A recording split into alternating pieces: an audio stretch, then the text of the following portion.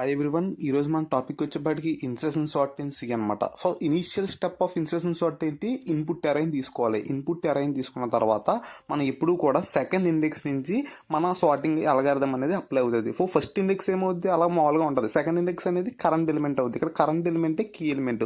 So ఇప్పుడు current ఎలిమెంట్ని first ఎలిమెంట్ని check చేయాలి. Condition check చేసిన తర్వాత ఒకవేళ ముందు ఎలిమెంట్ కరెంట్ ఎలిమెంట్ కన్నా పెద్ద అయితే షిఫ్ట్ చేయాలి. ఇప్పుడు రైట్ షిఫ్ట్ చేయాలి. రైట్ షిఫ్ట్ చేసిన తర్వాత నెక్స్ట్ కరెంట్ ఎలిమెంట్ ఏంటి? మనకి ఇక్కడ 4 అనేది నెక్స్ట్ కరెంట్ ఎలిమెంట్. దాన్ని 5తో చెక్ చేసాం. ఎందుకు? లెఫ్ట్లో ఉంది కాబట్టి. ఏది పెద్దదైతే షిఫ్ట్ రైట్ చేసాం. ఒకవేళ నెక్స్ట్ దాని తర్వాత ఇప్పుడు 5ని 6ని కంపేర్ చేయాలి. 6 పెద్దది కాబట్టి చేంజ్ ఉండదు. అదే 6 కన్నా ఇప్పుడు 7 ఉంది అప్పుడు చేంజ్ ఉండొచ్చు. ఇప్పుడు నెక్స్ట్ ఎలిమెంట్ తీసుకుంటే కీ ఇక్కడ 1 వచ్చింది. So 1 6 greater than 1. So shift right ఇది ఒక స్టెప్.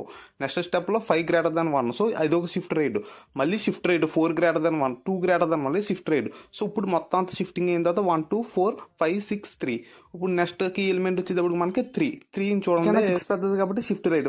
3 కన్నా 5 పెద్దది కాబట్టి షిఫ్ట్ రైట్. 4 పెద్దది కాబట్టి షిఫ్ట్ రైట్. తర్వాత 2 చిన్నది కాబట్టి నో షిఫ్ట్. ఇప్పుడు మనకి సార్టెడ్ అరే వచ్చింది. ఇక్కడ మనకి ఇన్సర్షన్లో ఇప్పుడు కూడా అసెండింగ్ ఆర్డర్లో ఎలిమెంట్స్ అనేవి సార్ట్ అవుతాయి.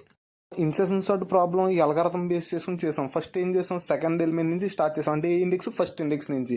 తర్వాత ఏం చేసాం? మనం కరెంట్ ఎలిమెంట్ని కీ ఎలిమెంట్ కింద స్టోర్ చేసుకున్నాం. దాని తర్వాత కీ ఎలిమెంట్ని బిఫోర్ ఉన్న ఎలిమెంట్స్తో కంపేర్ చేసాం. ఒకవేళ లార్జర్ ఎలిమెంట్స్ ఉంటే ఏం చేసాం? రైట్ షిఫ్ట్ చేసాం. కీని ఏం చేసాం? కరెక్ట్ పొజిషన్లో ఇన్సర్ట్ చేసాం. ఇలా ఇప్పుడు దాకా చేసాం అసైనింగ్ ఆర్డర్ అంటే సార్ట్ అయ్యేదాకా చేసాం అనమాట.